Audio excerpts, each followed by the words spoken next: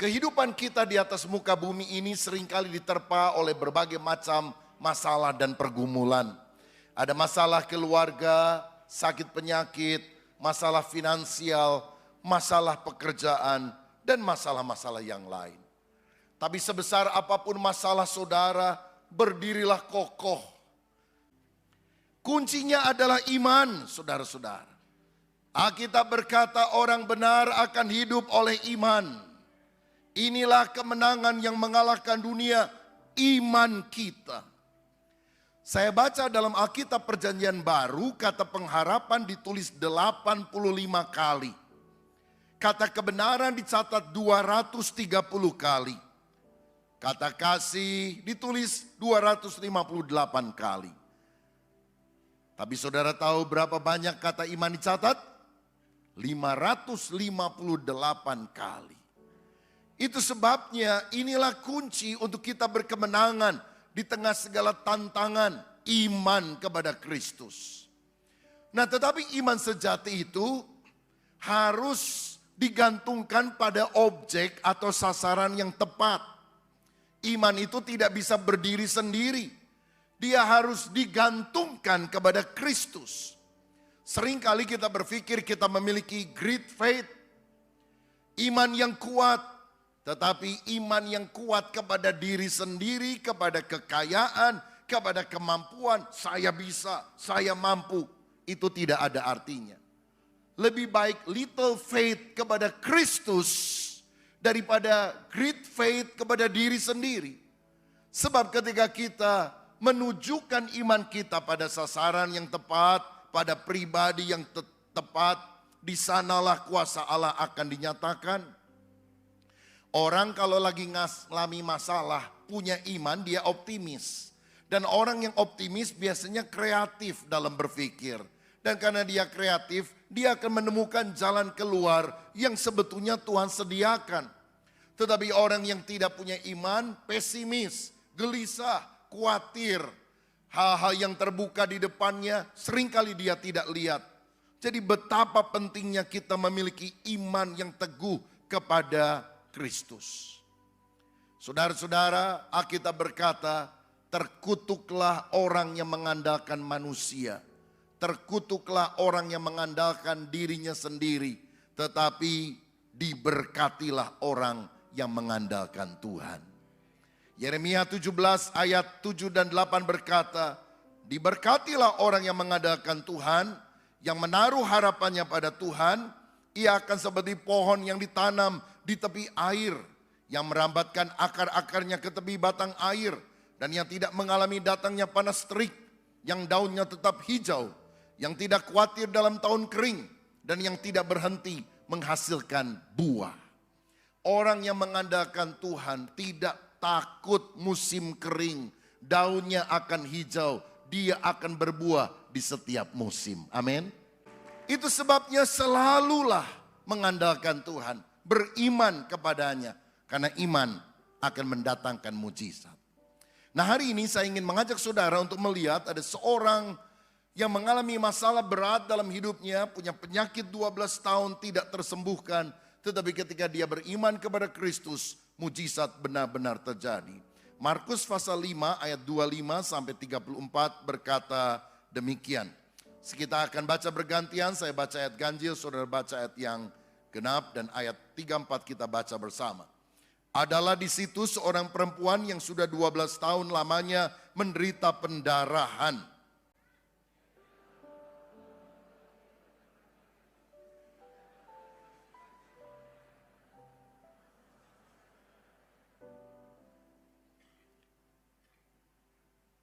Dia sudah mendengar berita-berita tentang Yesus, maka di tengah-tengah orang banyak itu ia mendekati Yesus dari belakang dan menjamah jubahnya.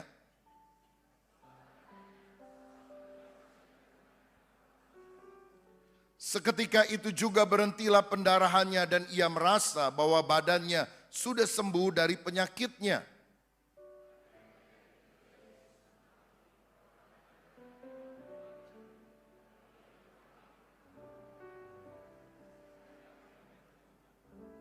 Murid-muridnya menjawab, engkau melihat bagaimana orang-orang ini berdesak-desakan dekatmu dan engkau bertanya, siapa yang menjamah aku?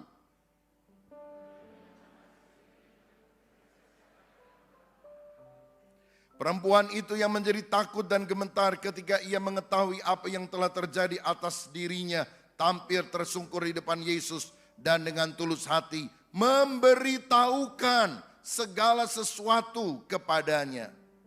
Maka katanya kepada perempuan itu, hai anakku, imanmu telah menyelamatkan engkau. Pergilah dengan selamat dan sembuhlah dari penyakitmu. Amin. Wanita ini adalah orang yang mengalami pergumulan yang hebat. 12 tahun sakit, berobat tetapi tidak juga kunjung sembuh. Dan ketika dia rasanya sudah hopeless, tidak punya harapan, dia mendengar kabar bahwa Yesus datang di kotanya. Dan ketika dia mendengar kabar tentang Yesus, muncullah pengharapannya. Karena dia mendengar bahwa Yesus telah menyembuhkan banyak orang di kota-kota yang lain. Dan tentu kalau dia percaya Tuhan juga akan menyembuhkan penyakitnya. Saudara, yang pertama ketika kita membutuhkan mujizat, kita perlu mendengarkan firman Allah. Seperti wanita ini, dia timbul pengharapannya ketika mendengar firman tentang Kristus. Roma 10 ayat 17 berkata, jadi iman timbul dari pendengaran dan pendengaran oleh firman Kristus. Kenapa iman kita akan tumbuh waktu kita dengar firman Tuhan? Karena kita tidak akan mendengar dia menghakimi kita dan berkata, aku benci kamu, kamu manusia laknat, engkau lemah, engkau sakit, aku tidak sayang kepada kamu. Tapi dia berkata, di dalam aku engkau kuat, engkau dikuduskan, engkau adalah umat yang diberkati. Percaya ke saudara, kita ini bukan BS, barang sortiran. Kita adalah BP, bangsa pilihan. Karena kita telah dipilih untuk menjadi imamat yang rajani, yang akan menyatakan perbuatan Tuhan yang luar biasa. Satu kali ada seorang datang kepada penginjil terkenal abad 20, Dr. Billy Graham. Dan dia bertanya, bagaimana caranya supaya saya memiliki iman yang kuat di tengah pergumulan? Hamba Tuhan berkata ada 3 kuncinya. Dengar baik-baik. Orang ini ambil buku, dia mulai catat. Apa 3 kunci untuk memiliki iman yang kuat? Yang pertama, read the Bible. Bacalah Alkitab. Yang kedua, read the Bible. Bacalah Alkitab. Yang ketiga, read the Bible. Bacalah Alkitab. Rupanya inilah kunci untuk kita kuat di dalam segala tantangan. Saudara mengalami masalah, jarang baca firman, jarang dengar firman.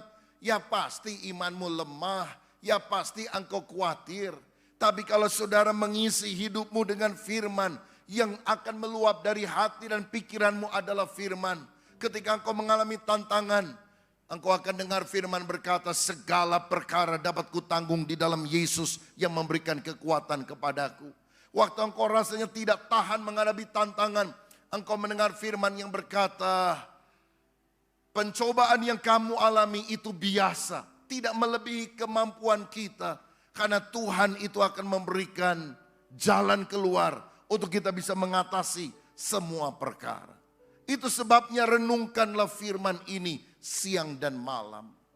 Ada seorang pendeta satu kali sakit demam panas, 39 derajat Celcius, panas badannya. Lalu dia mengigau, ngomong udah ngaco. Nggak ingat orang. Dan apa yang dia ucapkan waktu dia mengigau, Tuhan adalah gembalaku, tak akan kekurangan aku. Dia mengigau lagi, pergilah jadikan semua bangsa muridku. Kenapa waktu mengigau dia ngomong begitu? Karena tiap hari yang dia isi adalah firman, firman, firman. Sehingga ketika meluap, yang keluar juga firman. Kalau nanti malam saudara panas badan 39, kira-kira saudara mengigau ngomong apa? Jangan panggil-panggil istri orang lain ya. Bisa perang Baratayuda terjadi, saudara. Isikan firman di dalam hati dan pikiran kita. Karena di saat kritis itu yang akan kita ingat. Dan itu yang akan mempengaruhi kita untuk berkemenangan. Ada hamba Tuhan bernama Charles Spurgeon. Dia pernah berkata, iman yang kecil bisa membawamu ke sorga. Tapi iman yang besar bisa membawa sorga ke dalam dirimu. Karena ketika iman kita bertumbuh, ada keyakinan iman akan kuasa Allah. Kenapa seringkali iman kita mati? Karena kita terlalu sering mendengar berita negatif dari dunia. Baca sosial media, nemu banyak hoax. Akibatnya iman kita lemah. Dengarkan saja firman Tuhan, kekuatan itu akan datang. Tiap hari baca firman. Rajin-rajinlah mendengarkan firman. Itulah yang akan membuat kita berkemenangan. Bacalah firman Tuhan. Milikilah iman kepada Kristus. Iman artinya percaya akan firman Tuhan walaupun melampaui logika. Saudara, pegang firman. Karena firman yang kau pegang akan mendatangkan mujizat dalam hidup saudara. Yang kedua, kalau saudara ingin mengalami mujizat dalam kehidupanmu, yang pertama mendengar firman Allah, yang kedua engkau harus mengucapkan kata-kata iman. Ketika perempuan ini mendengar bahwa Yesus lewat, dia berkata dalam hatinya, asalku jamah saja ujung jubahnya, aku akan sembuh. Ucapkan perkataan iman. Karena iman diutarakan dalam kata-kata, dan iman itu tidak pernah sempurna tanpa kata-kata iman. Roma 10 ayat 8-10 berkata, tetapi apakah katanya ini firman itu dekat kepadamu, yakni di dalam mulutmu dan di dalam hatimu. Itulah firman iman yang kami beritakan. Sebab jika kamu mengaku dengan mulutmu bahwa Yesus adalah Tuhan dan percaya dalam hatimu bahwa Allah telah membangkitkan dia dari antara orang mati, maka kamu akan diselamatkan. Karena dengan hati orang percaya dan dibenarkan, dan dengan mulut orang mengaku dan diselamatkan. Saudara, firman iman itu dekat dengan kita, yaitu pada mulut kita. Jika hati percaya, mulut mengaku, keselamatan Tuhan berikan, kesembuhan kita alami, mujizat akan kita dapatkan.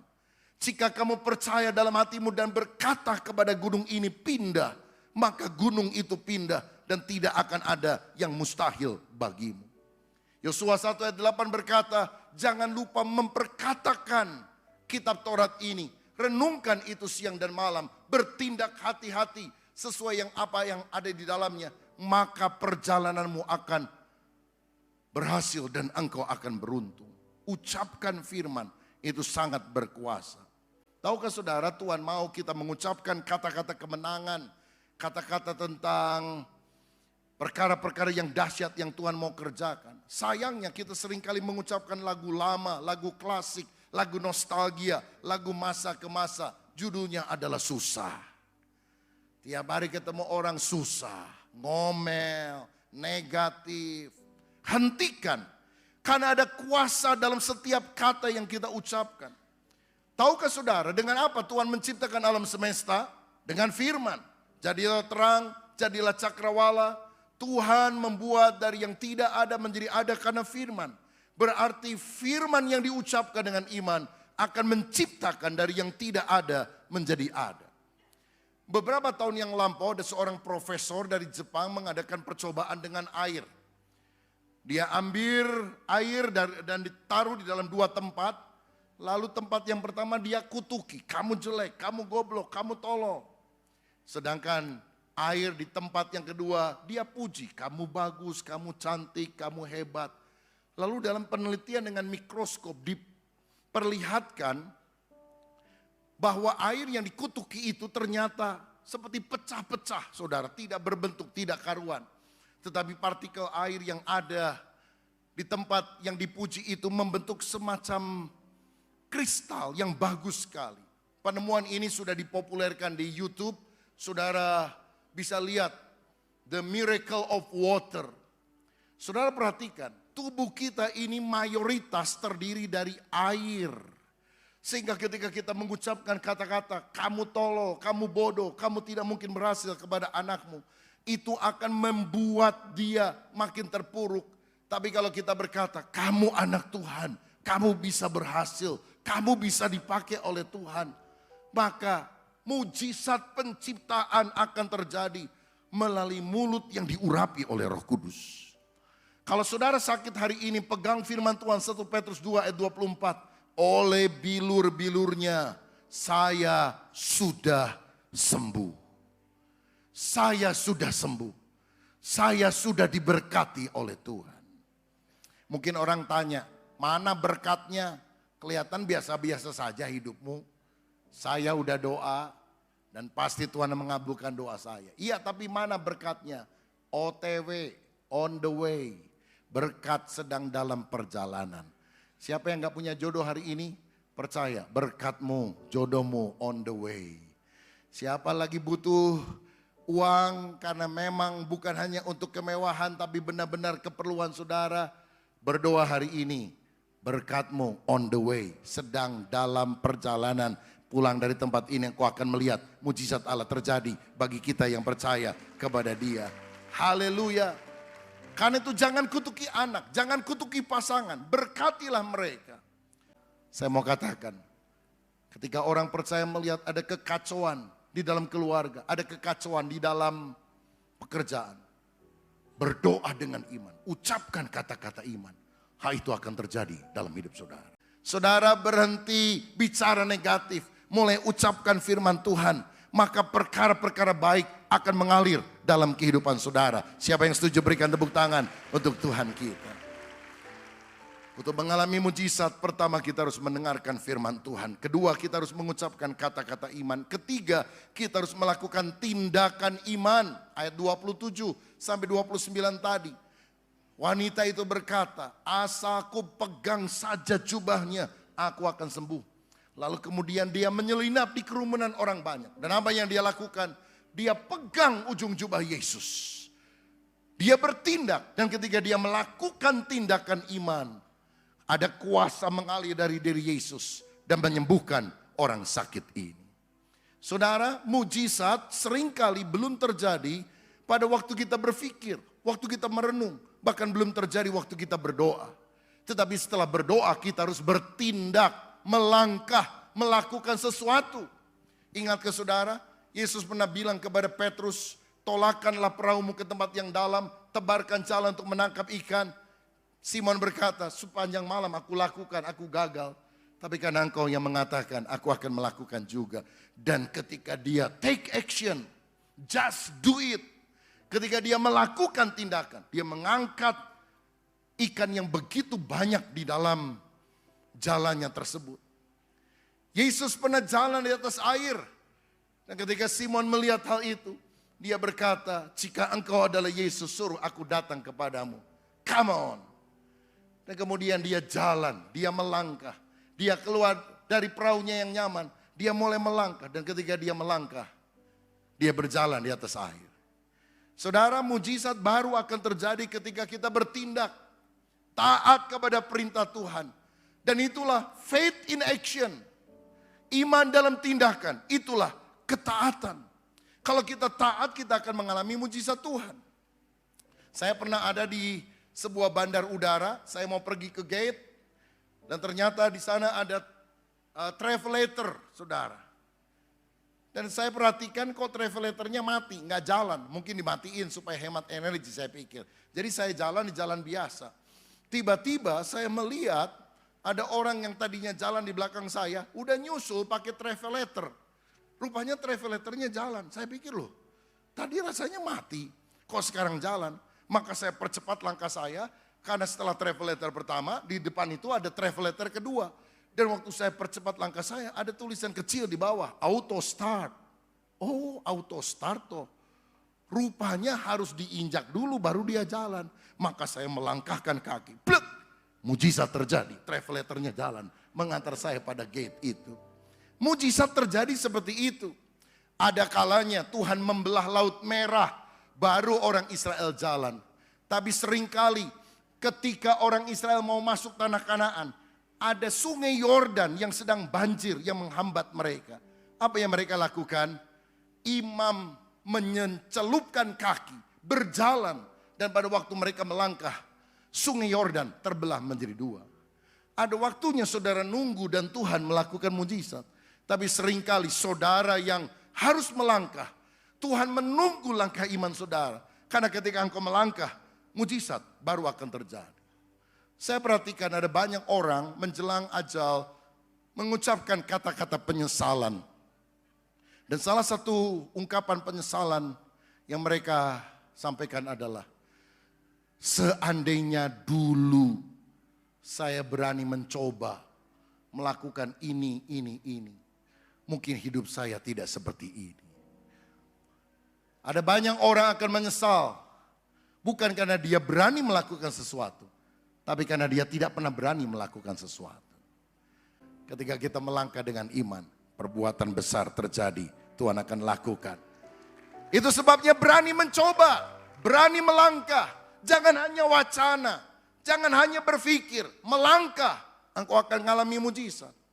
Dan yang terakhir, kalau saudara ingin mengalami mujizat, bukan hanya sekali, tapi berkesinambungan, engkau juga harus menyaksikan pengalaman iman. Yang pertama, mendengar firman Allah. Yang kedua, mengucapkan kata-kata iman. Yang ketiga, melakukan tindakan iman. Yang keempat, menyatakan atau menyaksikan pengalaman iman. Ketika Yesus merasa ada tenaga keluar dari dirinya, dia bertanya, siapa yang menjamah jubahku? Wanita ini gemetar, lalu tampil tersungkur di depan Yesus dan dengan tulus memberitahukan apa yang terjadi. Dia kasih tahu sehingga Yesus tahu, sehingga murid-murid tahu, sehingga orang banyak tahu bahwa dia melangkah dengan iman. Dia pegang jubah Yesus. Dan ketika dia mengucapkan hal itu, orang-orang sadar bahwa bukan berdesak-desakan itu yang menyebabkan tenaga Yesus keluar, mujizat terjadi, tapi iman. Saya mau bilang, walaupun kau doa dengan nangis, mujizat tidak terjadi. Tapi waktu engkau berdoa tanpa nangis dengan iman, mujizat pasti terjadi. Karena Tuhan selalu melihat adakah iman. Ketika Yesus melihat iman mereka, dia menyembuhkannya.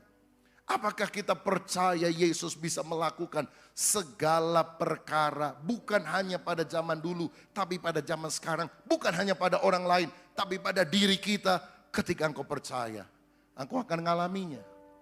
Dan ketika engkau mengalami, engkau harus menyaksikan kebaikan Tuhan kepada orang lain.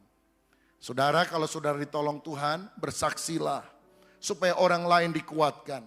Dan ketika orang lain dikuatkan, iman kita menjadi makin teguh.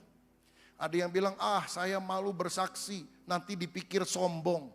Tuhan lihat motivasinya. Kalau motivasi saudara memuliakan Tuhan, kalau motivasi saudara menjadi berkat bagi orang lain, just do it. Lakukan kesaksian supaya orang dikuatkan. Saya punya kakak ipar tinggal di Hawaii, di Honolulu. Dia nggak percaya mujizat-mujizat seperti itu, saudara. Nah, satu kali dia cerita begini. Dia suka nonton TV di rumahnya dan ada channel Kristen. Dia lihat pada waktu itu ada pendeta Benny Hinn yang sedang khotbah lalu mendoakan orang-orang sakit. Ada orang rebah, ada orang yang lumpuh mulai bisa berjalan, ada orang yang gak bisa angkat tangan mulai angkat tangan. Lalu dia pikir, ini cuma trik doang, paling itu krunya sendiri, teman-temannya sendiri, pura-pura aja sembuh. Dia gak percaya begitu, saudara. Kadang-kadang dia pergi ke gereja Protestan, tidak percaya kepada mujizat semacam itu, jadi dia rasa ini dibikin-bikin saja. Lalu kemudian dalam TV itu ada tantangan. Benny Hinn khotbah dan dia ngomong tentu dalam bahasa Inggris. Bagi Anda yang menyaksikan program ini dan kau sakit, angkatlah tanganmu. Kalau engkau sungguh percaya, Tuhan akan menjamah, menyembuhkan engkau. Nah, saudara, cicinya istri saya ngeledek, dia bilang, bohong, gak percaya. Jadi dia angkat tangan.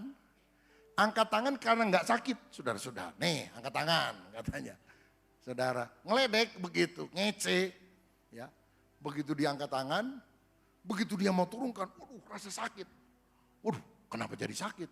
Dia pikir mungkin karena waktu angkat tangan terlalu semangat, begitu. Jadi kecetet ini urat syarafnya. Dia turunin pelan-pelan.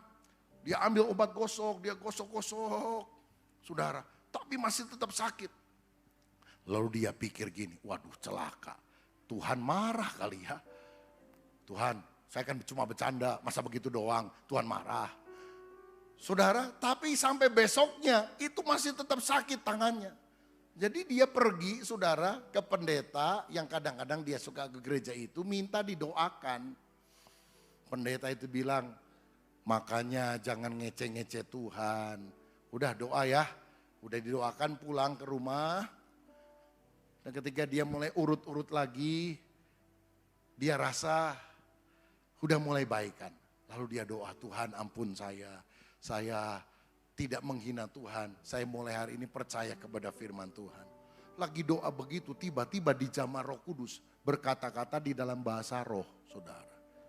Dia jadi bingung. Wah, saya kayak orang gila. Lo bayangkan, di gereja gak pernah ada bahasa roh, tiba-tiba lagi doa minta ampun, lagi sungguh-sungguh sama Tuhan dijamah bahasa roh. Dia pikir, waduh saya gila nih, ngomong apa nih, ngomong sendirian. Tapi saudara-saudara, kemudian dia telepon kepada kami, kita jelaskan akan hal itu. Sejak itu dia berubah. Dia mulai bersaksi kepada teman-temannya, jangan main-main loh sama Tuhan. Tuhan itu luar biasa loh, benar-benar ajaib loh. Lalu dia telepon adik-adiknya yang ada di Indonesia satu persatu. Sok ke gereja tara maneh, ke gerejanya awasnya. Waduh saudara sekalian, dia tetap galak saudara sekalian. Kalau ngomong ceplos-ceplos. Tapi setelah percaya Yesus, galaknya itu ditujukan untuk hal-hal yang positif. Dia bersaksi, dia sekarang melayani di gereja yang ada di Amerika Serikat. Saudara-saudara, betapa pentingnya kita ngalami Tuhan dan menyaksikan hal ini kepada orang lain. Kalau engkau berdoa, Alkitab bilang tanda-tanda ajaib dan mujizat akan terjadi. Dan engkau akan dipakai menjadi alat kemuliaan Tuhan. Setiap hari engkau bisa bawa jiwa baru datang kepadanya. Engkau bukan hanya mengalami mujizat, engkau akan menjadi saluran mujizat bagi banyak orang. Siapa yang percaya mujizat masih terjadi? Siapa yang mengharapkan mujizat? Dengarkan firman Tuhan. Ucapkan kata-kata iman. Bertindak dengan iman. Saksikan kebaikan Tuhan. Mujizat terjadi dalam hidup kita. Saya merasakan ada beberapa orang akan mengalami jamahan kuasa mujizat Tuhan pagi ini. Amin. Ketika orang berdesak-desakan, berjalan mengikuti Yesus. Hanya satu orang yang disembuhkan. Hanya satu orang yang bisa mengeluarkan tenaga tanpa batas dari dalam diri Yesus. Itulah wanita yang 12 tahun sakit pendarahan. Yang percaya, yang bertindak, yang yakin kalau dia pegang ujung jubahnya, dia akan sembuh. Ada banyak orang hadir dalam ibadah ini. Tapi tidak semuanya akan mengalami zaman kuasa Tuhan. Kecuali ketika Tuhan melihat iman di dalam hatimu. Ketika Tuhan melihat kesungguhan di dalam jiwamu dan berkata, aku yakin Tuhan ada di sini. Tuhan bisa tolong saya. Tuhan bisa sembuhkan penyakit saya. Tuhan bisa berkati saya. Tuhan bisa pulihkan keluarga saya. Pegang ujung jubah Yesus. Hampiri tahtanya. Berdoa dan katakan, jamah hidupku Tuhan. Kalau kau hari ini menjamah kuasa Tuhan. Awan kemuliaan Tuhan yang ada di sini.